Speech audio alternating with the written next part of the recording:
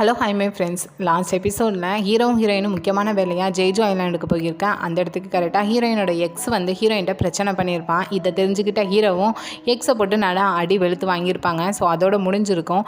இப்போ என்ன நடக்குதுன்னா, இவங்க போட்ட சண்டையில் சேரிக்கு நல்லாவே தெரிஞ்சு போச்சு ஹீரோயினும் எக்ஸும் ஆல்ரெடி லவ் பண்ணியிருக்காங்க, பிரேக்கப் பண்ணியிருக்காங்கன்னு சொல்லிட்டு. அதனால் இப்போ எக்ஸிட்ட தான் சண்டை போட்டுருக்கா.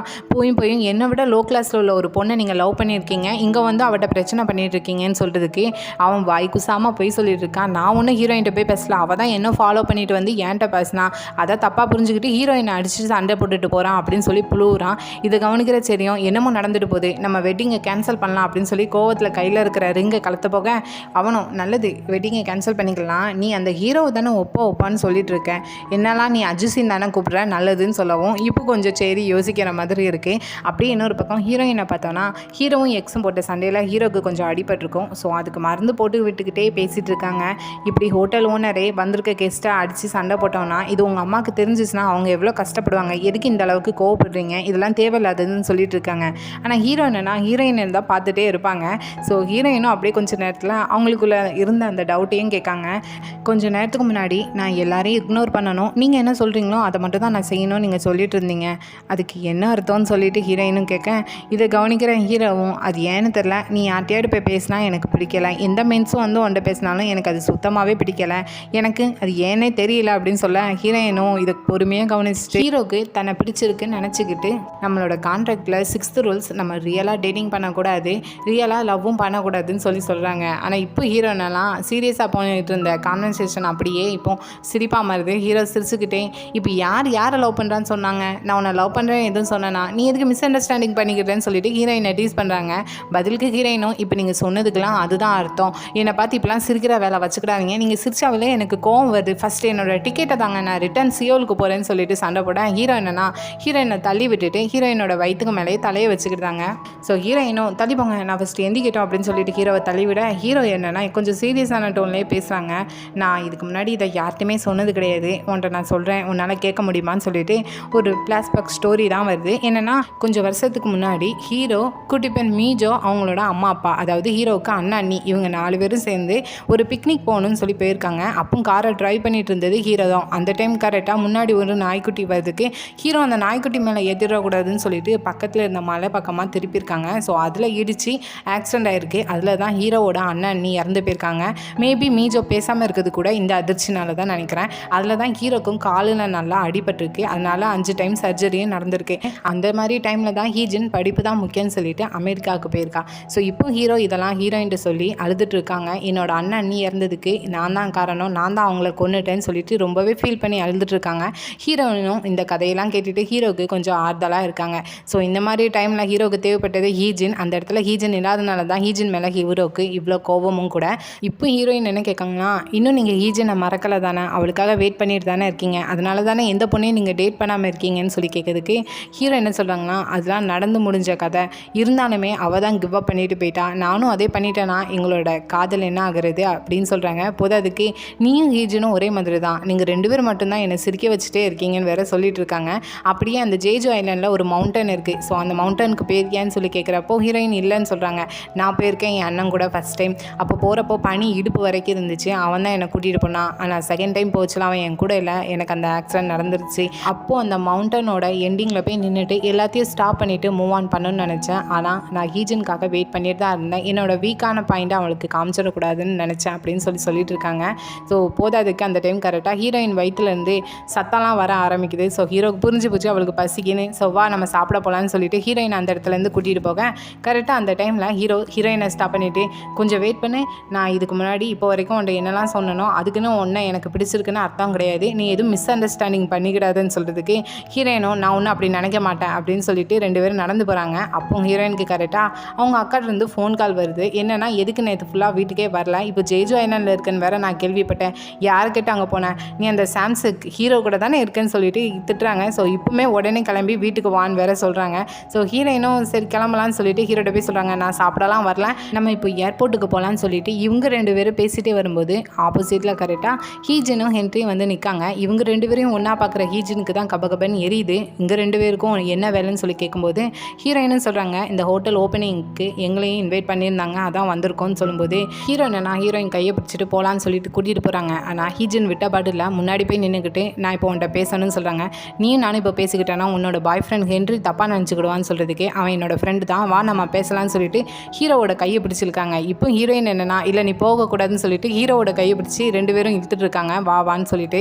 ஸோ ஹீரோயின் சொல்கிறாங்க, இப்போ நீங்கள் ஹீஜின் கூட போயிட்டீங்கன்னா நம்ம 2 பேருக்குள்ளே என்ன இருக்குதோ அது எல்லாமே இப்போ முடிஞ்சு போயிருன்னு சொல்லிட்டு ரியலாகவே டேட்டிங் பண்ணுற மாதிரி ஹீரோயின் பேசிட்டு இருக்காங்க. ஹீரோக்கு என்னடா நடக்குதுங்கிற மாதிரி ரியாக்ஷனாக தான் இருக்கும். ஹீஜின் என்னன்னா நான் கொஞ்சம் நேரம் தான் பேசணும், வா போகலான்னு சொல்லிட்டு ஹீரோயின் இருக்காங்க. கரெக்டாக அந்த டைமில் ஹென்றி வந்துட்டு பிரச்சனை எதுவும் வேண்டாம் நம்ம போகலான்னு சொல்லிட்டு ஹீஜினை அந்த இடத்துலேருந்து கூட்டிகிட்டு போகிறாங்க. இன்னொரு பக்கம் ஹீரோயின் ஹீரோவை கூட்டிகிட்டு போகிறாங்க. ஸோ அப்படியே ஏர்போர்ட்டுக்கு டாக்ஸியில் போயிட்டு இருக்கிறப்போ இங்கே ஹீரோவால் இருக்க முடியல. ஹீஜின் என்ன சொல்ல வந்தால் அவட்ட பேசணும்னு சொல்லி தோணுது. அதனால் பாதி வழியிலே இறங்கிட்டு ஹீரோயினை மட்டும் ஏர்போர்ட்டுக்கு போக சொல்லிட்டு இறங்கி போகிறாங்க. இங்கே ஹீரோயினும் ஹீரோ ஏன் இப்படி பண்ணுறாங்கன்னு சொல்லிட்டு பாதி வழியிலே இறங்கி மறுபடியும் ஹீரோட்ட பேசணும்னு சொல்லிட்டு வராங்க. அந்த டைம் கரெக்டாக ஹோட்டலுக்கு போகிறதுக்கு ஒரு டாக்ஸி வருது. ஹீரோவும் ஏற போகிறப்போ ஹீரோயின் போய் ஸ்டாப் பண்ணுறாங்க. இல்லை போக வேண்டாம், எனக்கு ஒன்று பிடிச்சிருக்கு, அதனால் நீ அங்கே போக வேண்டாம்னு சொல்லிட்டு ஹீரோயின் ஹீரோட்ட சொல்லியிருந்தாங்க. ஆனால் ஹீரோ என்னன்னா ஹீரோயின் மேலே கோவப்பட்டு கொஞ்சம் வழியை விடு நான் போகட்டும்னு சொல்லிட்டு ஹீரோயினை தன்னந்தனியாக அதே இடத்துல விட்டுட்டு டாக்ஸியில் அவங்க மட்டும் ஏறி ஹோட்டலுக்கு போகிறாங்க. அங்கே ஹோட்டலுக்கு போனதும் கரெக்டாக ஹீஜினோட ரூம் நம்பர் பார்த்து போய் நிற்காங்க. ஓப்பன் பண்ணுறது யாருன்னு பார்த்தா ஹென்றி தான். ஸோ ஹீஜின் உள்ளே தானே இருக்கா, நான் அவட்ட பேசணும்னு சொல்லிட்டு உள்ளே வரேன். ஹீஜினும் ஹீரோவை பக்கா இங்கே எதுக்காக வந்திருக்கேன்னு சொல்லும்போது ஃபர்ஸ்ட் இந்த ஹென்றி இந்த ரூம்லேருந்து வெளியே அனுப்புறியான்னு சொல்லும்போது நீ தான் இந்த ரூம்குள்ளே வந்திருக்க, எதுக்காக இங்கே வந்திருக்கேன்னு சொல்லிட்டு ஹீஜினும் கேட்கா. நீ தானே சொன்ன பேசணும்னு சொல்லிட்டு, சொல்லு என்ன பேசணும், ஒரு வேளைக்கு அமெரிக்காவில் இருந்தது கூட இந்த ஹென்ரிக்காக தானான்னு சொல்லிட்டு ஹீரோ மறுபடியும் ஹீஜினை கொஞ்சம் ஹேட் பண்ணுற மாதிரி பேச, என்னை பற்றி இன்னும் உனக்கு புரியல அப்படி தானே, இனி அதை பற்றி பேசியே வேஸ்ட்டு, எப்படி இங்கே இருக்கிற அந்த ஈவெண்ட்லலாம் பப்ளிக்காக நீயும் உன்னோட கேர்ள் ஃப்ரெண்டும் வரப்போ ஆரம்பிச்சிங்களோ அப்போவுமே நம்ம 2 பேருக்குள்ளே இருந்தது எல்லாமே முடிஞ்சு போச்சுன்னு எனக்கு தெரிஞ்சு போச்சு, இனி அதை பற்றிலாம் பேச தேவையில்லைன்னு சொல்லிட்டு 2 பேருமே கோவத்தில் சண்டை போட்டுட்டு இருக்காங்க. ஸோ பக்கத்தில் இருந்து கவனிக்கிற ஹென்ரியும் ஃபஸ்ட்டு ஸ்டாப் பண்ணுங்கன்னு சொல்லிட்டு ஹீரோட்ட உண்மையை சொல்கிறான். அவள் அமெரிக்கா வந்ததுக்கு ரீசன் என்னென்னா அவளுக்கு ஸ்டொமக்கில் கேன்சர் இருக்குது, அவளுக்கு ரொம்பவே உடம்பு சரியில்லைன்னு சொல்லிட்டு இங்கிலீஷில் தான் பேசுகிறான். ஹீரோக்கு இங்கிலீஷ் தெரியுது.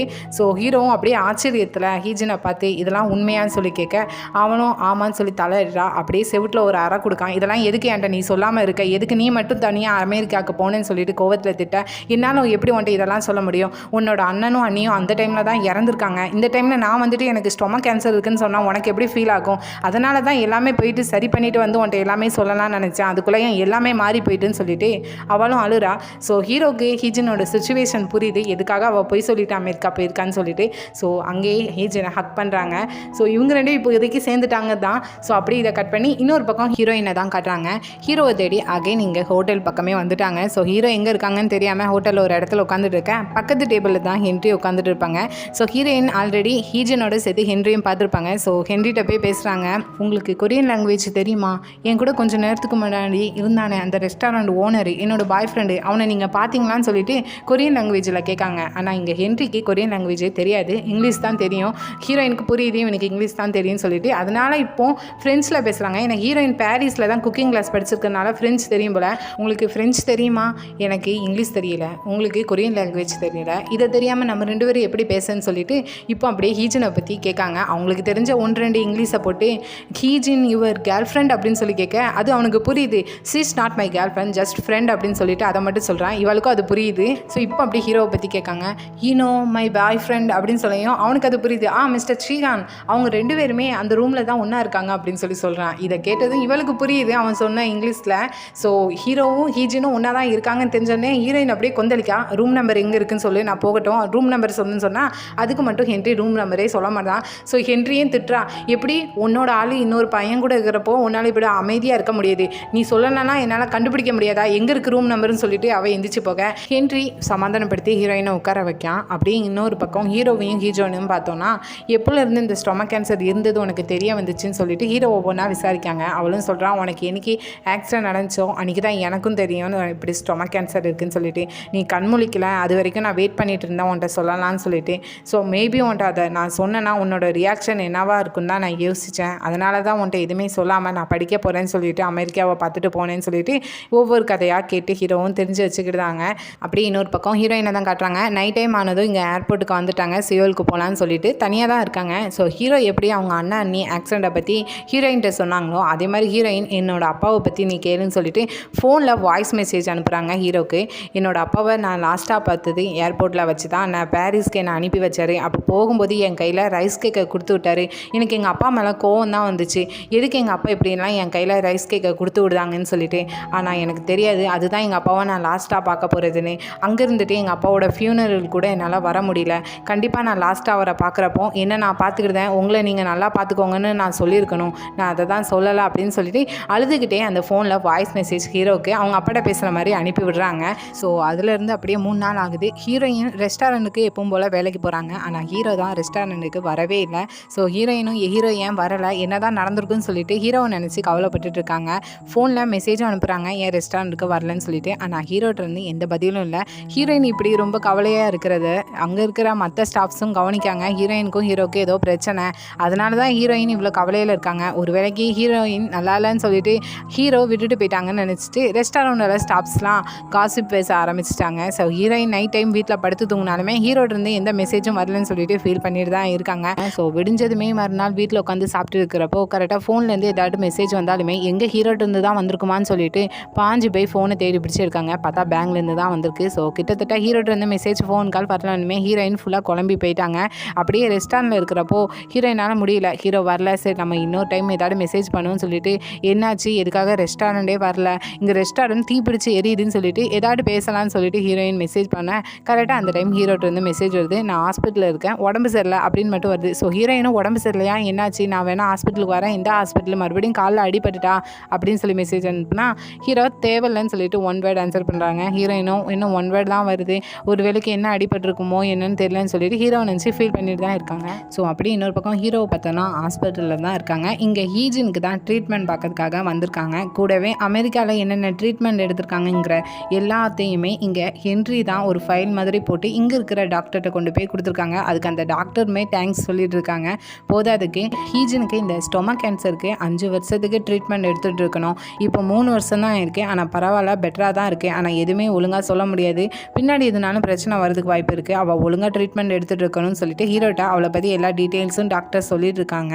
அப்படியே அங்கே பேசி முடிச்சுட்டு இப்போ ஹீரோ என்னன்னா ஹென்ரிட்ட தான் வந்து பேசுகிறாங்க. நீங்கள் இன்னும் எத்தனை நாளைக்கு இங்கே கொரியாவில் இருக்க போகிறீங்கன்னு கேட்குறதுக்கு நான் சரியாக தெரியல, ஆனால் எனக்கு 5 மாதம் லீவ் இருக்குதுன்னு சொல்கிறாங்க. நீங்கள் ஜப்பான் போயிருக்கீங்களான்னு கேட்டதுக்கு நான் போயிருக்கேன், நல்லாயிருக்கும் அப்படின்னு சொல்லிட்டு அங்கே உள்ள பிளேஸ் எல்லாம் சொல்லிட்டு இருக்காங்க. ஒரு டைம் சைனாவும் போய் பாருங்கன்னு சொல்லிட்டு ஒவ்வொன்றா ஹீரோ சொல்லிட்டு இருக்காங்க. ஹீரோ எதுக்காக இப்படி சொல்லிட்டு இருக்காங்கன்னா ஹீஜின் பக்கத்தில் ஹென்றி இருக்கிறது ஹீரோவுக்கு பிடிக்கல, அதுதான். கரெக்டாக அந்த டைமில் ஹீஜினும் ட்ரீட்மெண்ட்லாம் முடிச்சுட்டு நடந்து வருவா. ஸோ இங்கே ஹென்றி பார்த்துட்டு எல்லாம் முடிஞ்சுதா அப்படின்னு சொல்லிட்டு ஹீஜினோட கையை தான் டச் பண்ணுவாங்க. அதுக்கே ஹீரோ தள்ளி விட்டுட்டு நம்ம போகலாம் ஹீஜின்னு சொல்லிட்டு ஹீஜின் அந்த இடத்துலேருந்து கூட்டிகிட்டு போயிட்டு இருக்காங்க. அப்படியே நைட் டைம் ஆனதும் இங்கே வீட்டில் சாப்பிட்டுட்டு இருக்கிறப்போ ஹீரோயின் என்னென்னா இருக்கிற சாப்பாடுலாம் அவங்க ஒருத்தங்களாம் அவ்வளோத்தையும் சாப்பிட்டுட்டு இருப்பாங்க. அவங்க அம்மாவும் நோட் பண்ணிவிட்டு என்னாச்சு, ஏன் இதுக்காக இவ்வளோ சாப்பிட்டுட்டு இருக்கா அப்படின்னு சொல்லி கேட்கும்போது கரெக்டாக அவங்களுக்கு ஒரு ஃபோன் கால் வருதுன்னு போயிருந்தாங்க. ஆனால் ஹீரோயினோட அக்கா 2-3 நாளாக ஹீரோயின் சரியில்லைன்னு சொல்லிட்டு என்னாச்சு எதுக்காக இப்படி இருந்துகிட்ருக்கேன் என்ன பிரச்சனைன்னு சொல்கிறப்போ ஹீரோ ரெஸ்டாரண்ட்டுக்கு வரவே இல்லை, எதுனாலுமே மேனேஜர்கிட்ட மட்டும் கேட்டு தெரிஞ்சுக்கிட்டுதாங்க, நான் அவரை மிஸ் பண்ணுறேன் அப்படின்னு சொல்கிறாங்க. ஹீரோயின் அக்காவுக்கும் ஹீரோயினுக்கு ஹீரோவை பிடிச்சிருக்குன்னு சொல்லி தெரியுது, உனக்கு அவரை பிடிச்சிருக்கா என்ன, இந்த ஜேஜோ ஐலாண்டு போனப்போ 2 பேரும் ஒன்றா ஏதோ இருந்தீங்களான்னு சொல்லி கேட்டால் ஹீரோயின் இல்லவே இல்லை, நாங்கள் ஜஸ்ட் ஒரு முறை மட்டும் கிஸ் மட்டும் பண்ணிக்கிட்டோன்னு சொல்கிறாங்க. கிஸ் பண்ணதுக்கப்புறம் அவன் உன்னை டேட்டிங் பண்ணுறேன்னு சொன்னானா என்னன்னு கேட்டால் இல்லை அப்படிலாம் எதுவும் சொல்லலை, இப்போ அவர் ரெஸ்டாரண்ட்டுக்கு வராததுக்கு ரீசன் கூட அவரோட எக்ஸ் கேர்ள் ஃப்ரெண்டு தான் நினைக்கிறேன் அப்படின்னு சொல்கிறாங்க. ஹீரோயின் அக்காவும் பார்த்தியா இப்படிப்பட்ட பணக்கார பசங்களெல்லாம் நம்பவே கூடாது, உனக்கு அவனை பிடிக்கவும் கூடாது, மறந்துடு அப்படின்னு சொல்கிறாங்க. ஹீரோயினும் என்னால் எப்படி மறக்க முடியும், என்னோடய வயிற்றில் அவனோட தலையை வச்சதுமே எனக்கு அவனை பிடிக்க ஆரம்பிச்சிச்சு, போதாதுக்கு அவனோட அண்ணனை பற்றி சொல்லி என்கிட்ட அழ கூட செஞ்சான் தருமா, இதுக்கெல்லாம் அர்த்தம் அவனுக்கும் என்ன பிடிச்சிருக்குன்னு தானே அர்த்தம் அப்படின்னு சொன்னால் ஹீரோயின் அக்கா இல்லவே இல்லை, எல்லா பசங்களும் அதே மாதிரி தான், பொண்ணுங்க யாராவது கிடச்சா மட்டும் போதும், சும்மா அழுறன்னு பேரில் பேசியே ஃபேமிலி ஹிஸ்ட்ரி எல்லாத்தையும் சொல்லிடுவாங்க, இப்போ கூட ஏதாவது ஒரு பொண்ணு கூட இருந்துக்கிட்டு உன்ட்ட எப்படி அண்ணங்கதையை சொல்லி அழுதுட்டு இருந்தானோ அதே மாதிரி தான் அங்கேயும் சொல்லி அழுதுட்டு இருப்பான், ஹீரோவை நம்பவே நம்பாத, அவனை எப்போமோ அப்படின்னு சொல்லிட்டு ஹீரோவை திட்டி விட இதை கேட்குற ஹீரோயினும் ஹீரோவுக்கு சப்போர்ட்டாக பேசுகிறாங்க. ஹீரோ அப்படிப்பட்ட பையன்லாம் கிடையாது, எனக்கு அவனை பற்றி நல்லா தெரியும்னு சொல்கிறதுக்கு உனக்கு என்ன தெரியும், ஒன்றுமே தெரியாது, நான் சொல்கிறது கேளு, அவனை நம்பாதன்னு சொல்லிட்டு ஹீரோனால் இவங்க 2 பேரும் நல்லா பெருசாக சண்டை போட ஆரம்பிச்சிருந்தாங்க. லாஸ்ட்டில் ஹீரோயினோட அம்மா தான் அந்த இடத்துக்கு தொடப்பக்கட்டையை வச்சு 2 பேரையும் அடிபெழுத்து அந்த சண்டையை முடிச்சு விடுறாங்க. அப்படியே இன்னொரு பக்கம் ஹீரோவை பார்த்தோன்னா ஹீரோயின்னு ஒரு கேரக்டர் இருக்கிறதும் அந்த கேரக்டர் தன்ட்ட வந்து தன்னை பிடிச்சிருக்குன்னு சொன்னது அப்படி எல்லாத்தையுமே ஹீஜன் கூட இருக்கிறப்போ ஹீரோ மறந்தாச்சுன்னு தான் சொல்லணும். அப்படியே மறுநாள் சரியாக கூட விடியலை, ஹீரோயின் வீட்டில் இருந்து சைக்கிளே கிளம்பி ஸ்ட்ரெயிட்டாக ரெஸ்டாரண்ட்டுக்கு தான் போய் சாப்பாடு செய்கிறாங்க. ஒவ்வொன்றும் பார்த்து செய்கிறாங்க. ஹீரோவுக்கு உடம்பு சரியில்லை, கொண்டு போய் கொடுக்கணும்னு சொல்லிட்டேன். ஸோ அங்கேருந்து ஸ்ட்ரெயிட்டாக அப்பார்ட்மெண்ட்டுக்கு தான் போகிறாங்க. அப்படியே லிஃப்ட்டில் போயிட்டு இருக்கிறப்போ ஹீரோட்ட இப்படியெல்லாம் பேசணும்னு சொல்லிட்டு ப்ராக்டிஸ் பண்ணிக்கிறாங்க. இந்த சாப்பாடு உங்களுக்காக தான் நான் கொண்டு வந்திருக்கேன். உடம்பு சரியில்லைன்னு சொன்னீங்களா, இதை சாப்பிட்டா கண்டிப்பாக சரியாயிடும். நான் உடம்பு சரியில்லாத இருக்கப்போ என்னோட அம்மாவும் இதே மாதிரி தான் தருவாங்கன்னு சொல்லிட்டு ஒவ்வொன்றா பேசிட்டு லாஸ்ட்டில் ஹீரோவோட காலிங் பெல்லில் ப்ரெஸ் பண்ணுறாங்க. ஸோ கொஞ்சம் நேரம் கழிச்சு தான் ஹீரோவே டோரை ஓப்பன் பண்ணிவிட்டு வெளியே வராங்க. ஸோ ஹீரோவை பார்த்ததுமே உடம்பு சரியில்லைன்னு சொன்னீங்களா, அதுக்காகத்தான் நான் கஞ்சி காய்ச்சி கொண்டு வந்திருக்கேன். இப்போ பரவாயில்லையா, இதை சாப்பிடுங்க, உங்களுக்கு கூடிய சீக்கிரத்தில் சரியாயிடும்னு சொல்லிட்டு ஹீரோயின் எல்லாத்தையும் சொல்லிட்டு இருக்கேன். அந்த இடத்துக்கு கரெக்டாக ஹீஜனும் யார் காலையிலே வந்திருக்கான்னு சொல்லிட்டு வாரா. பார்த்தா இங்கே ஹீரோயின் நிற்கிறதையும் கவனிக்கா. ஹீரோயினும் இங்கே ஹீரோவும் ஹீஜனும் ஒரே வீட்டில் தான் ஒன்றா இருக்காங்கன்னு சொல்லிட்டு ஹீரோயினுக்கும் புரியுது. ஸோ இதோட இந்த எபிசோட் இங்கேயே முடியுது. ஹீஜனும் ஹீரோவும் எக்கட்டும் போட்டோம் ஹீரோயினை ஏன் ஹேட் பண்ணுறாங்க, பேசாமல் இதுக்கு ஒரு செகண்ட் லீட், அதாவது ஒரு நல்ல கேரக்டரில் இருக்கிற செகண்ட் லீடை கொடுத்துருந்தா கூட மனசு கொஞ்சம் திருப்தி அடைஞ்சிருக்கும் கொஞ்சம் எபிசோட் வரைக்கும். ஸோ இனி போக போக இதை விட இன்ட்ரெஸ்டிங்காக இருக்கும். ஸோ எபிசோட் பிடிச்சிருந்தா லைக் பண்ணுங்கள், ரொம்ப பிடிச்சிருந்தா சப்ஸ்கிரைப் பண்ணுங்கள். Thank you, bye bye friends.